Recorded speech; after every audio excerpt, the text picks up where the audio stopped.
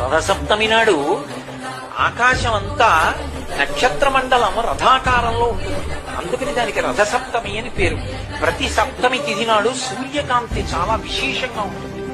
అటువంటి సప్తమి తిథి నాడు రథసప్తమి వచ్చినప్పుడు ఆ జిల్లేడాకులు రేగుపళ్ళు తల మీద పెట్టుకుని నమస్కారం చేసి సూర్యుడికి స్నానం చేస్తారు. ఎందుకు అంటే సూర్యబింబంలో ఉండేటటువంటి ప్రాణశక్తిని పుచ్చుకుని జిల్లేడాకు ఇక్కడ ఉండేటటువంటి గోరువెచ్చటి ఆ బ్రహ్మస్థానము నుండి ఆ లోపలికి ప్రసారం చేస్తుంది. దానివల్ల ఎదర వచ్చేటటువంటి విశేషమైనటువంటి వేడిని తట్టుకోవడానికి కావలసిన శక్తి వస్తుంది.